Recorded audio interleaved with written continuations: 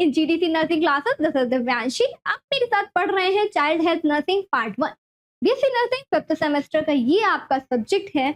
आज के इस वीडियो में हम डिस्कस करने वाले हैं एक न्यू चैप्टर को।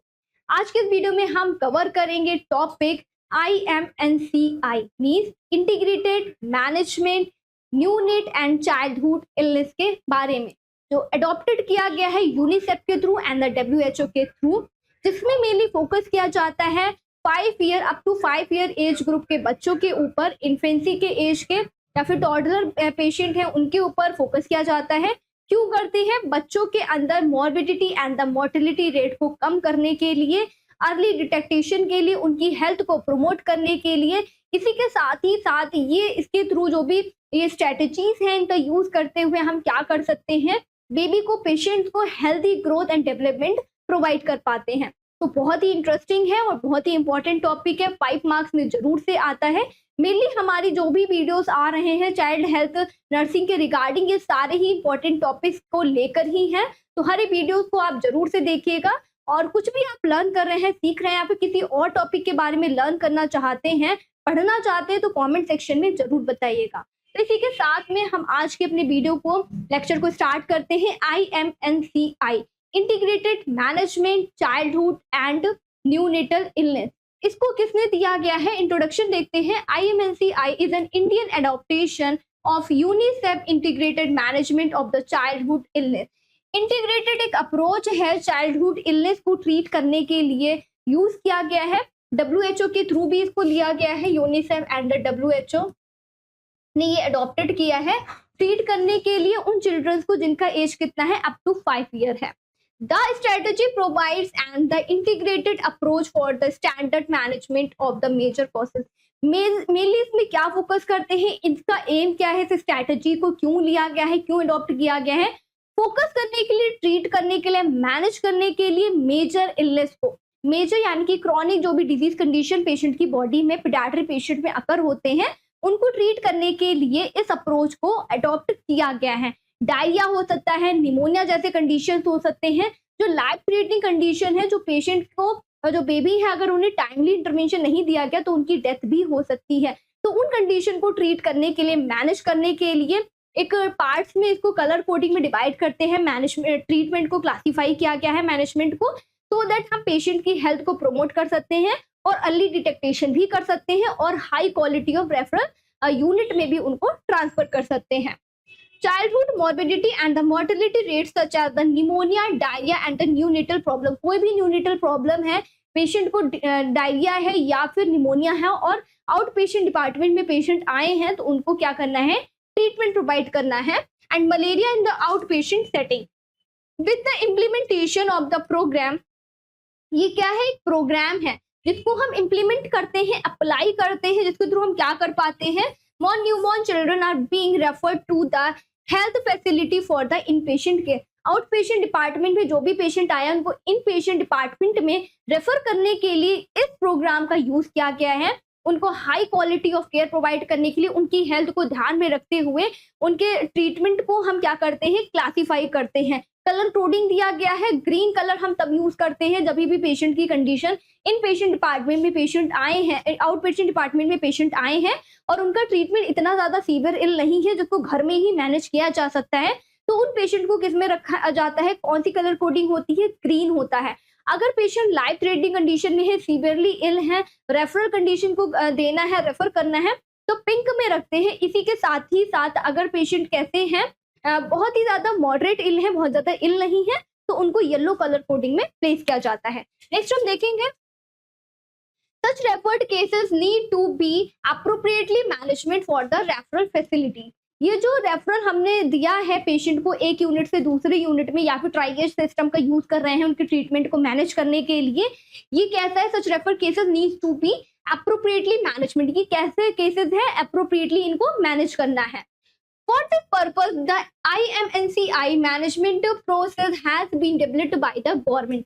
ये जो IMNCI प्रोसेस है, ये जो प्रोग्राम है, स्ट्रेटेजीज हैं, ये यूज किसके लिए की गई हैं, गवर्नमेंट के थ्रू यूज की गई हैं। और किसके लिए की गई हैं, चिल्ड्रंस के लिए, पीडियाट्रिक पेशेंट के लिए यूज किया गया है। इसमें मल्टीपल जितना भी पेशेंट हैं, जितने भी पीडियाट्री पेशेंट हैं, उनको कॉम्प्रिहेंसिव केयर हम डिलीवर करते हैं, प्रोवाइड करते हैं। डिस्ट्रिक्ट लेवल पे भी करते हैं, स्टेट लेवल के भी जितने भी ऑफिसर्स हैं वो इन्वॉल्व होते हैं इस प्रोग्राम में। सीएमओ ऑफिसर्स वो भी इन्वॉल्व होते हैं। इसी के साथ ही साथ पब्लिक हेल्थ नर्सेस और जितने भी हमारे स्टाफ नर्सेज हैं या फिर आंगनबाड़ी वर्कर, एएनएम, ये सारे भी इन्वॉल्व होते हैं इसमें। ट्रेनिंग हैज बीन, और इस प्रोग्राम में जो भी इन्वॉल्व किया जाता है IMNCI में, वो कैसे वर्कर होते हैं? ट्रेन्ड वर्कर्स होते हैं। Training has been given to the doctors, doctors को भी ट्रेनिंग दी जाती है, स्टाफ नर्सेज को भी दी जाती है। और managing the new born and the childhood illness, क्या किस लिए देते हैं? मैनेज करने के लिए चाइल्डहुड इलनेस को at the community level and the referral unit. Community level पे भी इसको डिलीवरी प्रोवाइड करते हैं पेशेंट को, और रेफरल सर्विसेज भी प्रोवाइड करते हैं। कम्युनिटी लेवल पे जो मेनली लोग होते हैं जो पेशेंट को फर्स्ट हैंड केयर डिलीवर करते हैं, ये आंगनबाड़ी वर्कर, आशा और एएनएम्स ही होते हैं, जिनके थ्रू कम्युनिटी एरिया में बच्चे जो है पीडियाट्री पेशेंट हैं उनमें ट्रीटमेंट प्रोवाइड किया जाता है। सीवियरली इल कंडीशंस को या फिर कॉमन कंडीशंस को ट्रीट करने के लिए, मेंटेन करने के लिए। अभी IMNCI का पैकेज क्या है?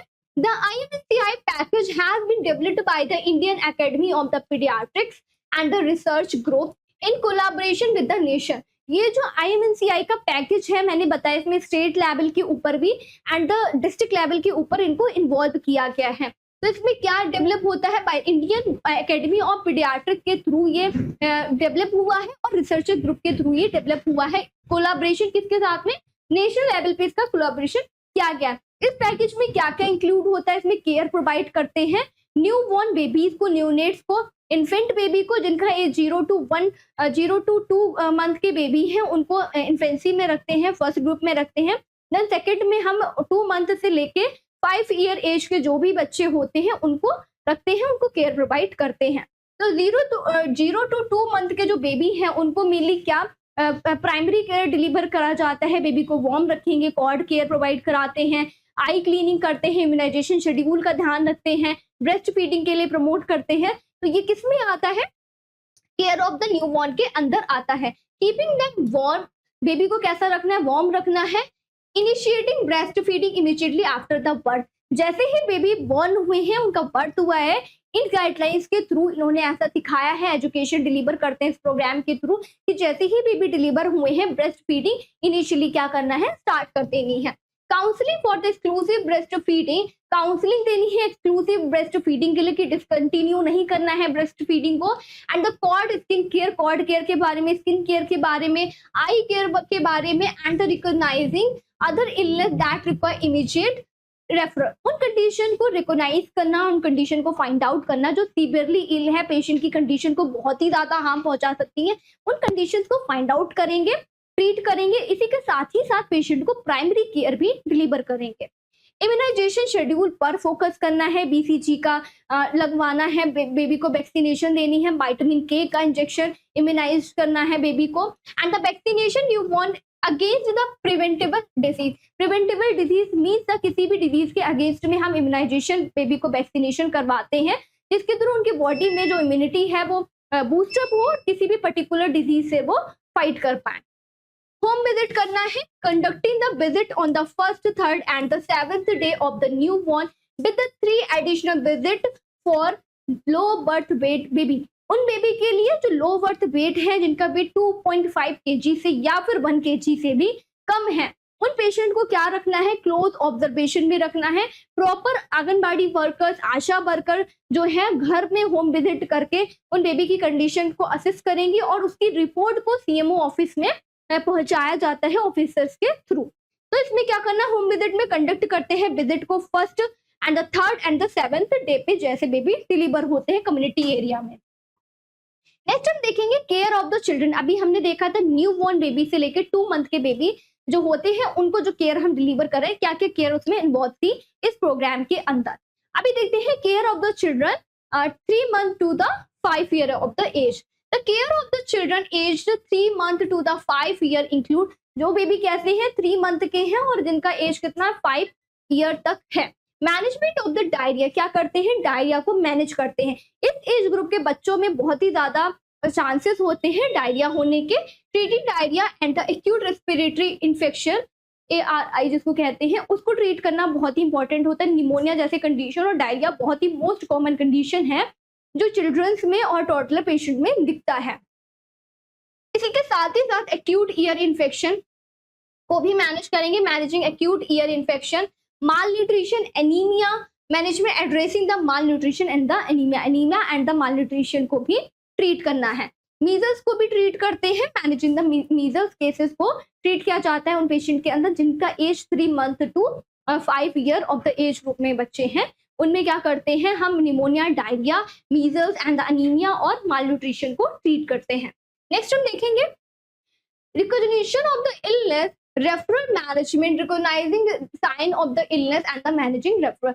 उनकी कंडीशन के अकॉर्डिंग रिकॉग्नाइज करेंगे पेशेंट की कंडीशन को, देन उनको स्पेशलाइज्ड यूनिट में ट्रांसफर किया जाता है या फिर रेफर करते हैं। Prevention and the management of the iron and the vitamin A deficiency, prevent करना है पेशेंट को एनीमिया से, विटामिन ए की डेफिशिएंसी से। Preventing and the managing iron and the vitamin A deficiency, counselling and the education, इसी के साथ साथ उनके फैमिली मेंबर्स को, मदर को, केयर गिवर को काउंसलिंग देना है, एजुकेशन देना है, provide counselling and education on the weaning feeding practice for the children under the 2 year old. जो पेशेंट का एज कितना है, 2 ईयर ओल्ड बेबी है, तो उनको क्या करना है, breast feeding, exclusive breast feeding continue रखनी है, डिसकंटिन्यू नहीं करना है। इस बारे में मदर को एजुकेट करना है। Special care for the malnourished children, ऐसे पेशेंट जो माल नरिश्ड हैं, जिनमें न्यूट्रिशन का बहुत ही ज्यादा डेफिशिएंसी है, PEM है, मैरास्मस जैसे कंडीशन है, उनको क्या करना है, हमें स्पेशल कंसिडरेशन यानी कि स्पेशल केयर प्रोवाइड करनी है। कॉम्प्रिहेंसिव केयर डिलीवर करेंगे जिसके थ्रू जो भी माल नरिश्ड बच्चे हैं उनको हम उनकी हेल्थ को इम्प्रूव करें। अगर उनका लो बर्थ वेट है या फिर वेट उनका बहुत ही ज्यादा कम है तो उनके वेट को भी हम नॉर्मल कर पाए। Providing the special care for the malnourished children including the immunisation भी प्रोवाइड कराएंगे। इसी के साथ साथ जो माल नरिश्ड हैं उनकी हेल्थ को भी इम्प्रूव करेंगे। नेक्स्ट हम देखेंगे इट्स की कंपोनेंट्स इंक्लूड, इसमें क्या क्या की कंपोनेंट्स इंक्लूड होते हैं। स्किल बेस्ड ट्रेनिंग, मैंने बताया कि इसमें जो भी वर्कर्स काम कर रहे हैं वो स्किल्ड होने चाहिए, चाहे वो डॉक्टर्स हो, चाहे वो स्टाफ नर्स हो, CMO ऑफिसर्स हो, या फिर डिस्ट्रिक्ट लेवल पे जो नोडल होते हैं वो हो, RCH के ऑफिसर्स हो, कोई भी प्रोग्राम के ऑफिसर्स हो, वो कैसे होने चाहिए, वेल ट्रेन्ड एंड स्किल्ड होने चाहिए। तो स्किल बेस्ड ट्रेनिंग प्रोवाइड करते हैं। This training employees participatory approach combining classroom session with the clinical session in both hospital and the community center setting। Community area में भी और होम जो भी हमारा जहाँ पे भी गैदर होते हैं, मीटिंग होती है, क्लासरूम सेटिंग में क्या करना है, जितने भी वर्कर हैं, हेल्थ केयर एम्प्लॉयज हैं, उनको एजुकेशन प्रोवाइड करनी कि किस तरीके से इस प्रोग्राम को इम्प्लीमेंट करना है, किस तरीके से रिपोर्ट को गैदर करना है, आशा वर्कर से, ANM से या फिर आशा वर्कर से। इसी तरीके से उन्हें एजुकेट करना है कि किस तरीके से वो कम्युनिटी एरिया में जाके एजुकेशन प्रोवाइड कर सकते, किस तरीके से जो लाइफ थ्रेटनिंग कंडीशन है उनको उन्हें मैनेज करना है। There are the 2 primary categories of the training। Mainly 2 primary categories हैं ट्रेनिंग की। पहला आता है medical officer. Medical officer training focus on the equipping medical officer with the necessary skill to manage the common childhood illness. Common childhood illness को manage करने के लिए, कोई भी रेस्पिरेटरी डिस्ट्रेस है, बैक्टीरियल इन्फेक्शन है, जॉइंटिस जैसी कंडीशन है, तो वो किस में आता है, कॉमन चाइल्डहुड इलनेस में आता है। उसको ट्रीट करने के लिए क्या करना है, मेडिकल ऑफिसर्स काम करते हैं, ट्रेन करते हैं, जो भी इक्विपमेंट है उनके ऊपर फोकस करेंगे, इसके साथ में अर्ली नेसेसरी स्किल्स को मैनेज करते हुए।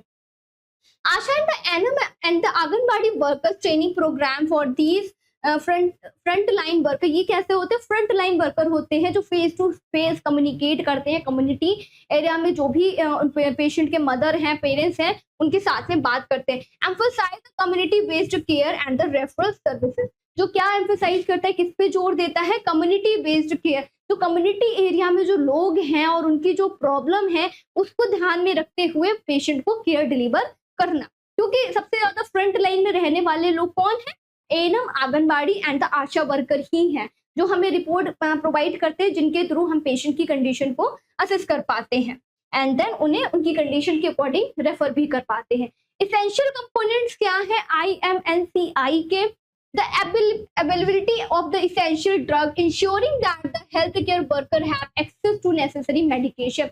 जो भी ड्रग है वो अवेलेबल होनी चाहिए उनकी नीड के अकॉर्डिंग, कि जो भी पेशेंट है, जो भी कॉमन डिजीज है, एटलीस्ट उसको तो हम जो भी आउट पेशेंट डिपार्टमेंट में पेशेंट आया है हम उसको ट्रीट कर पाए। गुड रेफरल फैसिलिटी, इसी के साथ साथ गुड रेफरल फैसिलिटी भी होनी चाहिए। अगर हमने येलो में पेशेंट को रखा है, येलो कलर कोडिंग में रखा है और पेशेंट का कंडीशन कैसा है, बहुत ही ज्यादा सीवियरली इल हो गया है, तो हमें इमीडिएटली क्या करना है, पेशेंट को हायर यूनिट में रेफर करना है, इमीडिएट पेशेंट को ट्रीटमेंट प्रोवाइड करना है, अर्जेंट ट्रीटमेंट देना है। Establishing the effective referral system for the timely care provide करने के लिए रेफरल सिस्टम को हमें अच्छा रखना है। अवेयरनेस एंड द ट्रेनिंग, इसी के साथ साथ लोग कैसे होने चाहिए, हेल्थ केयर वर्कर्स, एम्प्लॉयज कैसे अवेयर होने चाहिए अपने सराउंडिंग्स के को लेकर, अपने एरिया को लेकर, और वेल ट्रेन्ड होने चाहिए। Educating health care worker about the referral facilities and the promoting public की हेल्थ को प्रमोट करने के लिए वो कैसे अवेयर होने चाहिए एंड ट्रेन्ड होने चाहिए। सुपरविजन एंड द मॉनिटरिंग, क्या करना चाहिए, सीएमओ क्या करते हैं, सुपरवाइज करते हैं, मॉनिटर करते हैं, regular visit by the trained supervisor to ensure the effective implementation. जो भी वर्कर्स हैं, एएनएम, आशा और द आंगनबाड़ी वर्कर के ऊपर जो ऑफिसर्स हैं उनको क्या करना है, प्रॉपरली मॉनिटर पे रखना है, उनकी एक्टिविटी को ध्यान में रखना है कि वो किस तरीके से केयर डिलीवर कर रहे हैं और किस तरीके का आउटकम पेशेंट की कंडीशन में देखने को मिल रहा है, कम्युनिटी में हेल्थ किस तरीके से प्रमोट हो रहा है लोगों का।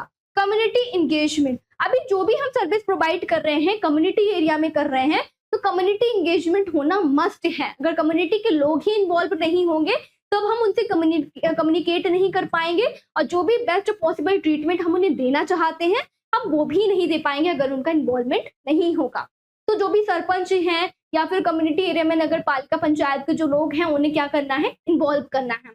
हेल्थ एजुकेशन देनी है एंड काउंसलिंग प्रोवाइड करेंगे, उन लोगों को बताएंगे कि किसके रिगार्डिंग हमने ये स्कीम स्टार्ट करी है, ये प्रोग्राम किस चीज से रिलेटेड है, हम क्या चीज पे फोकस कर रहे हैं, किस चीज को हम इरेडिकेट करना चाहते हैं, इस बारे में उन्हें कंप्लीट नॉलेज प्रोवाइड करेंगे एंड काउंसलिंग भी देंगे। Providing the family with the essential information on the breast feeding के बारे में बताएंगे कि अगर वो ब्रेस्ट फीड करा रहे हैं तो बेबी के लिए वो किस तरीके से बेनिफिट है, अगर वो नहीं कराएंगे तो क्या हार्मफुल इफेक्ट बेबी की बॉडी में दिखने को मिलेगा। Illness recognisation and the nutrition, इसी के साथ ही साथ इलनेस को भी रिकॉग्नाइज करेंगे एंड न्यूट्रिशन को भी प्रमोट करेंगे कि जो भी पेशेंट है अच्छा न्यूट्रिशन ले जिसके थ्रू हम माल न्यूट्रिशन को प्रिवेंट कर पाए। कोलैबोरेशन एंड द कोऑर्डिनेशन, जो भी वर्क कर रहे हैं कोऑर्डिनेशन के साथ में, कोलैबोरेशन के साथ में मिलकर करना है। Working with the various department and the group of the ensure comprehensive care, जिसके थ्रू हम क्या कर पाए, कोऑर्डिनेशन एंड कोलैबोरेशन क्यों इंपॉर्टेंट है, जिसके थ्रू कॉम्प्रिहेंसिव केयर हम पेशेंट को कम्युनिटी लेवल पे डिलीवर कर पाए। तो इसके लिए सबसे मस्ट क्या है कि कम्युनिटी एरिया में जितने भी लोग हैं वो हमारे साथ में इन्वॉल्व होने चाहिए। डिस्ट्रिक्ट लेवल इम्प्लीमेंटेशन, अभी ये क्या है मैंने बताया जैसे कि इसमें डिस्ट्रिक्ट लेवल और स्टेट लेवल दोनों ही इन्वॉल्व होते हैं। तो डिस्ट्रिक्ट लेवल पे किस तरीके से इम्प्लीमेंट करते हैं, effective implementation require involvement of the एएनएम्स and the anganwadi worker, nurses and the community health officer, CHO, self help group and the other government department. जितने भी लोग हैं, अगर हम कॉम्प्रिहेंसिव केयर प्रोवाइड कराना चाह रहे हैं, जो भी गाइडलाइन बनाई है, स्ट्रेटेजी बनाई है पेशेंट की हेल्थ को, यानी कि कम्युनिटी एरिया में जो पेशेंट हैं, जो पीडियाट्रिक ग्रुप के एज के जो लोग हैं, उस पॉपुलेशन को हमें ट्रीट करना है, उनकी हेल्थ को प्रमोट करना है, इलनेस से प्रिवेंट करना है। तो इसके लिए कैसा अप्रोच है, इसमें मल्टीपल ऑफ जितने भी जो लोग हैं हेल्थ केयर वर्कर हैं वो इन्वॉल्व होते हैं, चाहे वो सीएचओ हो, एएनएम तो हो, आंगनबाड़ी वर्कर्स हो, आशा वर्कर हो, या तो फिर सेल्फ हेल्प ग्रुप हो, कुछ एनजीओज होते हैं जो काम करते हैं डिलीवरी प्रोवाइड करने के लिए, जो भी मेडिकेशन उनको डिलीवर करने के लिए, या फिर बेस्ट अप्रोच प्रोवाइड करने के लिए, हेल्थ को प्रमोट करने के लिए, तो उनको भी क्या करना है, इसमें इन्वॉल्व करना है। स्पेशल एफर्ट यूज करे जाते हैं डिस्ट्रिक्ट लेवल इम्प्लीमेंटेशन के लिए।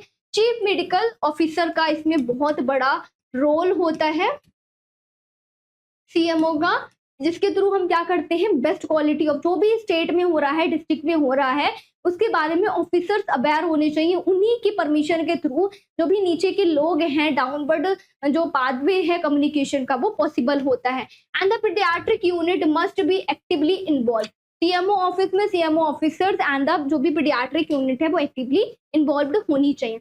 Integration with the national programme, integration यानी कि मिलकर काम करना है, जो नेशनल प्रोग्राम स्टार्ट है, जैसे कि NRH का एक प्रोग्राम होता है, RCH का प्रोग्राम है, आप कम्युनिटी में पढ़ेंगे, कम्युनिटी सेकंड में शायद ये आपको देखने को मिलेगा, जिसमें क्या करते हैं बहुत सारे प्रोग्राम गवर्नमेंट के थ्रू स्टार्ट करे गए हैं हेल्थ को प्रमोट करने के लिए, डिजीज को प्रिवेंट करने के लिए, तो उन अप्रोचेस को अडॉप्ट करना है। IMNCI is implemented at the part of the national rural health mission. इसमें क्या करते हैं, नेशनल रूरल हेल्थ मिशन को अडॉप्ट किया गया है। And the RCH mean the reproductive and the child health phase second programme. Phase 1 भी है एंड द फेज 2 भी है। ये 2005 में आया था RCH। Collaboration and the state level coordination. अभी स्टेट लेवल पे जब हम कर रहे हैं, पहले हमने डिस्ट्रिक्ट लेवल देखा, स्टेट लेवल कर रहे हैं, तो इसमें क्या करना है, कोऑर्डिनेशन करना है और कोलाबोरेशन को मेंटेन करना है स्टेट लेवल के साथ में। एट द स्टेट लेवल पे जब हम कर रहे हैं, नोडल ऑफिसर, इसमें नोडल ऑफिसर इन्वॉल्व होता है। इनका काम क्या होता है, ये सुपरवाइज करते हैं, मैनेज करते हैं, बजटिंग को देखते हैं, फाइनेंस को देखेंगे, लोगों के काम को देखेंगे कि वर्कर किस तरीके से काम कर रहे हैं, उनकी ट्रेनिंग के ऊपर फोकस करेंगे, और ये सारी चीजों को मैनेज करने का काम किसका होता है, नोडल ऑफिसर का होता है। Typically the state RCH director overseas the IMNCI implementation. ये क्या करते हैं, ओवरसी करते हैं, लुक अप करते हैं किसके ऊपर, इम्प्लीमेंटेशन के ऊपर, कि IMNCI जो उन्होंने स्ट्रेटेजी प्लान करी है उसको किस तरीके से इम्प्लीमेंटेशन किया जा रहा है। The nodal officer duties include, अभी मेंशन भी किया गया है कि नोडल ऑफिसर की क्या क्या ड्यूटी होती है।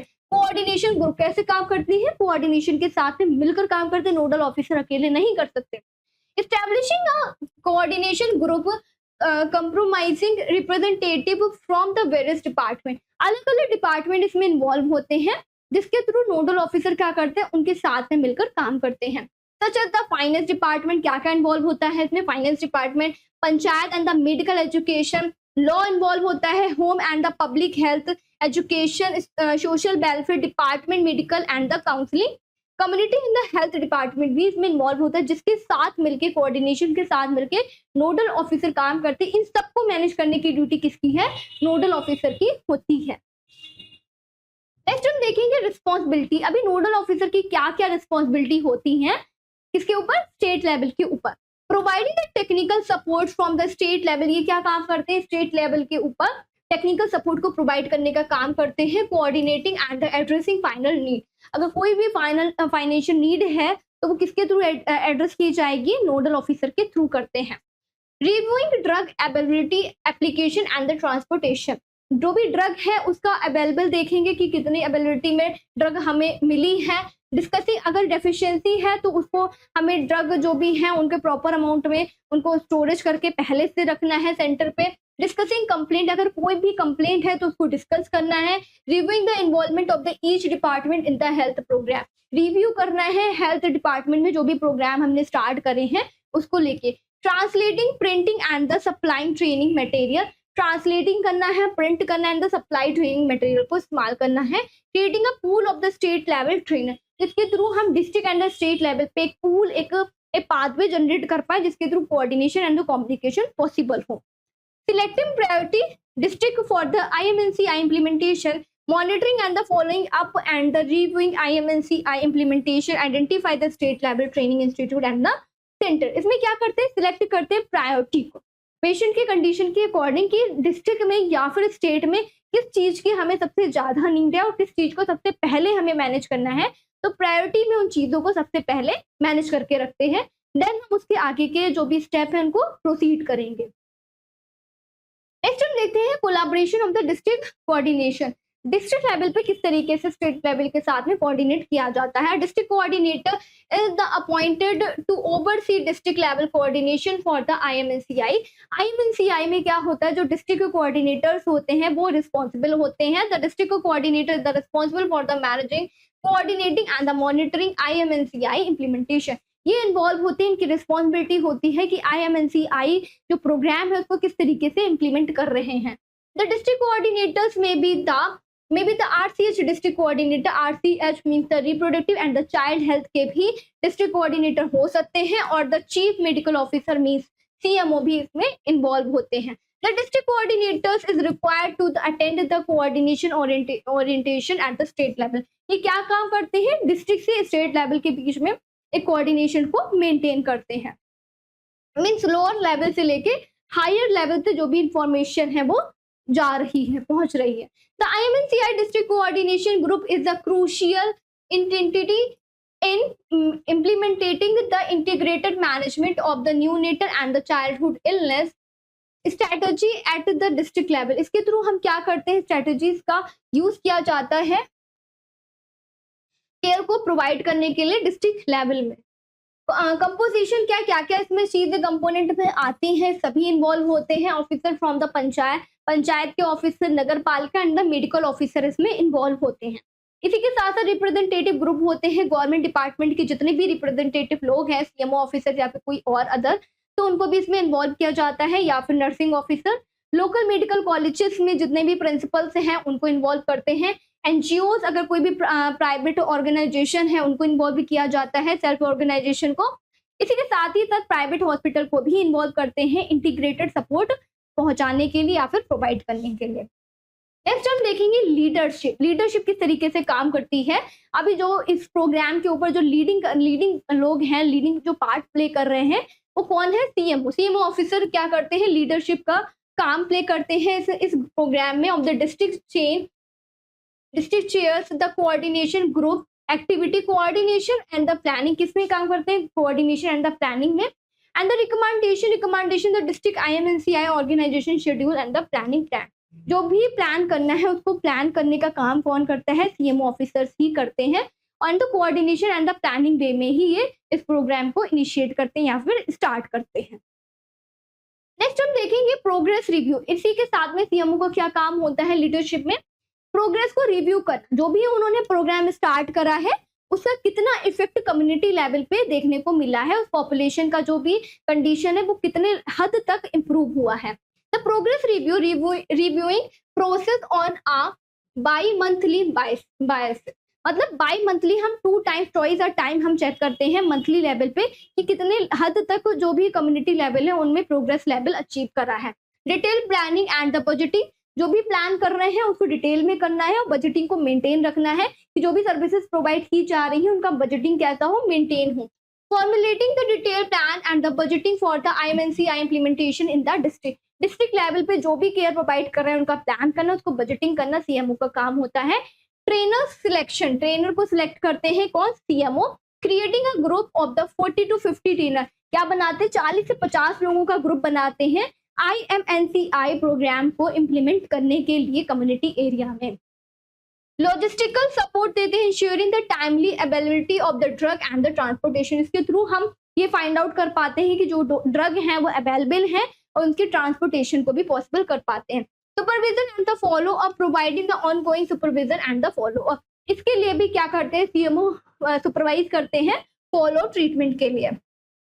Next IMNCI strategy aim to reduce the infant. ये मेनली IMNCI जो स्ट्रेटेजीज हैं इनका मेन एम क्या होता है, रिड्यूस करना morbidity and the mortality rate को, पेशेंट की हेल्थ को प्रमोट करना एंड इसके साथ ही साथ एज वेल एज इलनेस को भी प्रिवेंट करना। Morbidity and the mortality rate, children health, survival and the addressing the malnutrition through the integration care। integration care provide कराते हुए हमें malnutrition को treat करना है। and the newborn infant and the children under the 5, ऐसे बच्चे जिनका age कितना है up to 5 year old जो बच्चे हैं उनमें ये ट्रीटमेंट प्रोवाइड करवाते हैं by strengthening the health system, जिसके थ्रू क्या करते हैं जो CMO ऑफिसर्स हैं डिस्ट्रिक्ट लेवल पे, स्टेट लेवल पे जो भी हेल्थ सिस्टम है उसको स्ट्रेंथन करना and promoting the healthy behaviour, जिसके थ्रू हेल्थी बिहेवियर हम प्रमोट कर पाए और जो भी बेस्ट पॉसिबल वे है केयर प्रोवाइड करने का हम उसको अडॉप्ट कर पाए।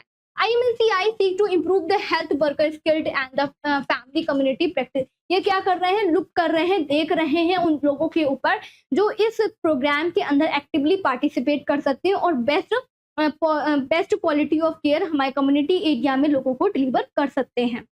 तो नेक्स्ट हम देखेंगे IMNCI केस मैनेजमेंट प्रोसेस। एक चार्ट है, अगर आपसे 5 मार्क्स में क्वेश्चन पूछा जाए और अगर आप थ्योरी ना लिख पाए, सिर्फ चार्ट आप बना दे तो आपको 5 मार्क्स पूरे के पूरे मिल सकते हैं। तो देखते हैं इसमें क्या करना है। सबसे पहले हम क्या करते हैं, एज ग्रुप को फाइंड आउट करते हैं। ऐसे बच्चे जो क्या है, सिक है एंड जिनका एज क्या है अप टू 5 years है। देन उनकी कंडीशन को क्या करेंगे, हम डिवाइड करेंगे फर्दर एज ग्रुप में।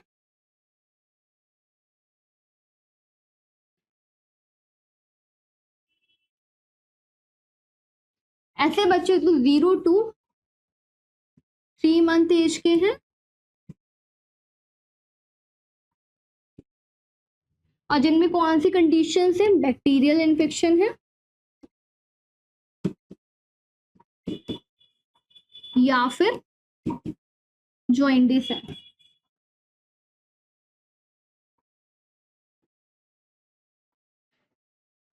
ऑन द अदर हैंड ये एज ग्रुप में क्या आएगा, चिल्ड्रंस, इनका एज कितना है, 3 month to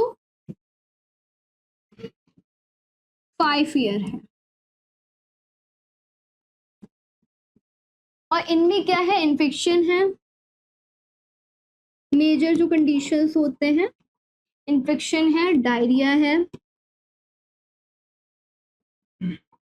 respiratory distress syndrome है, या फिर ब्रेस्ट फीडिंग अच्छे से नहीं कर रहे हैं।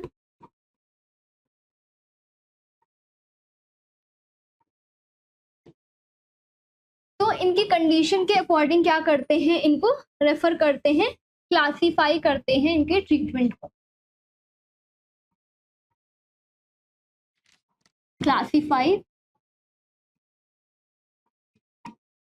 The treatment. कलर कोडिंग होती है इसमें,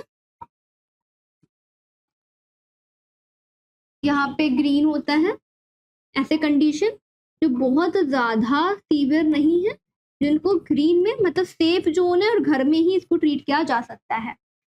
येलो में जो मॉडरेट इल है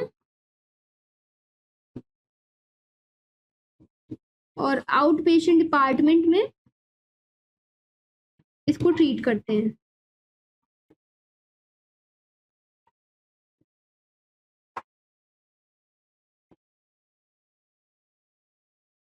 इसमें क्या करेंगे, पेशेंट की हेल्थ को असिस्ट करेंगे और उनका वाइटल साइंस असिस्ट करेंगे, देन मेडिकेशन को प्रोवाइड करेंगे, इन्फेक्शन को प्रिवेंट करने का कोशिश करते हैं, और दोनों में ही क्या करते हैं, फॉलो अप को मेंटेन करेंगे।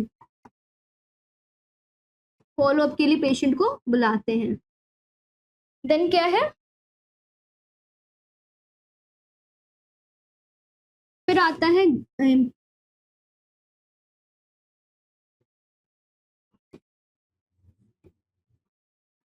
रेड अर्जेंट केयर या फिर रेफरल। इसमें क्या करते हैं कि पेशेंट को ट्राई एज प्री रेफरल